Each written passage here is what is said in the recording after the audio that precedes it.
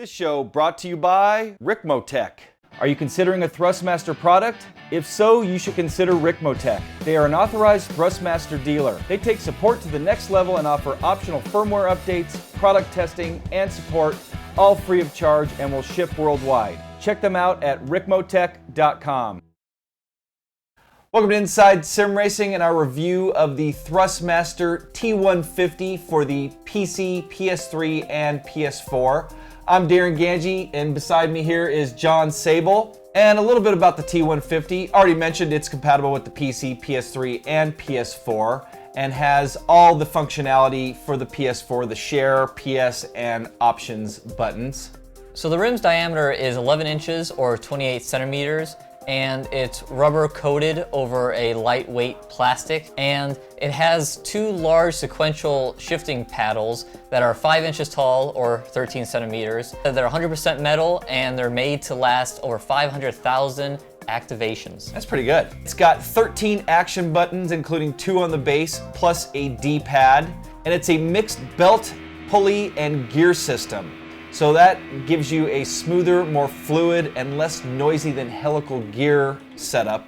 And it's got a metal ball bearing axle for enhanced sturdiness. It has 1080 degrees of rotation and 2 pedals that are very similar to the T300 and TX set that feature 1024 steps of resolution. And besides the 1024 steps resolution on the stock pedals, you get that if you plug in a set of G25, G27, or G29 pedals with an adapter, which we tried out. Or you can also plug in the T3PA, T3PA Pro, or T500 pedals, and even with a load cell attached. So it's half ecosystem ready. Can't change out the rims like you can on the T300 or the TX, but you can change out the pedals. So you can hard mount the pedals, but you cannot hard mount the wheel. But it does come with a clamp that does a really good job of keeping the wheel secure with very little movement. So we tried it on the PS3, PS4, and the PC.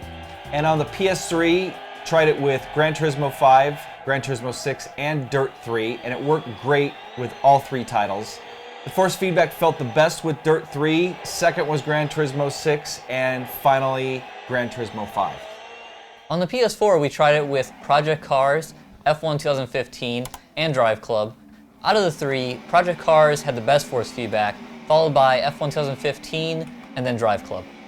And then on the PC, we tried it with iRacing, Race Room Racing Experience, WRC5, Project Cars, and Assetto Corsa. I think I even tried it on Live for Speed. Worked great with minimal tuning, worked great in all those titles, solid force feedback, compatible with everything, no complaints there. So now on to the pros and cons, and first up, the pros. And the first pro is that it's a great entry-level wheel. It's compatible with all ecosystem pedals.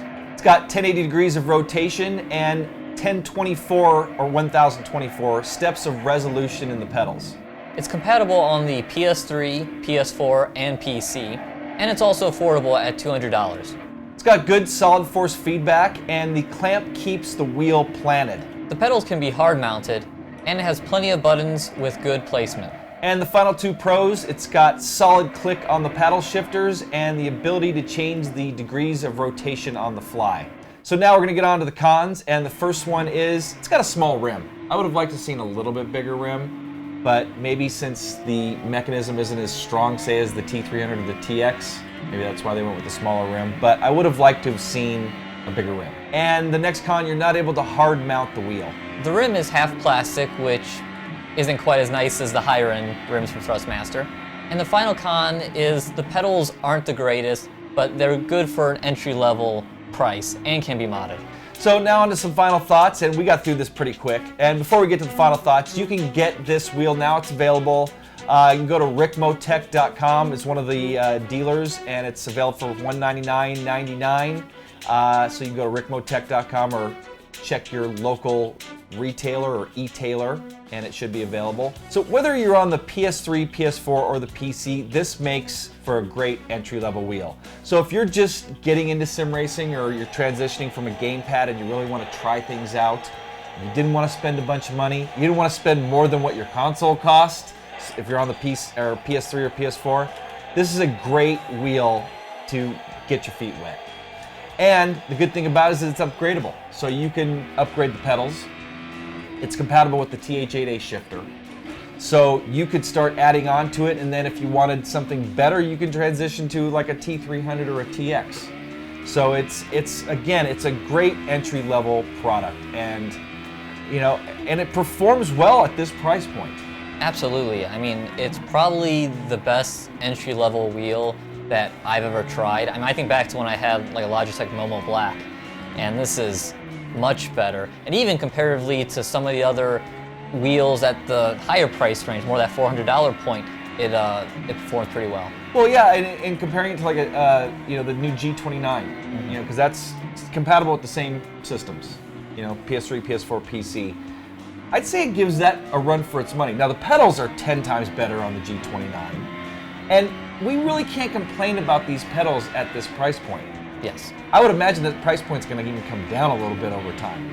So imagine that wheel at $160. Yeah, really well priced. I mean, even if it stays at $199, it's a great price. But even at that price point, the pedals, they're okay. And for $10, you can mod them. You can do that Ashasha mod that I did on the TX and the T300 pedals, and it's going to give you some progression. Those pedals have 1024 bits of resolution, or I think they're considered 10-bit, which is a lot. I mean, that, compare it to a Driving Force GT, where 256 steps of resolution, and it feels similar as far as how it's plasticky and stuff. But I mean, at this price point, it's perfect entry level. Yes. No, I see this wheel as kind of a mix between what I would expect from an entry level and what you get from like a T300 TX, because it does have the belt and the gears.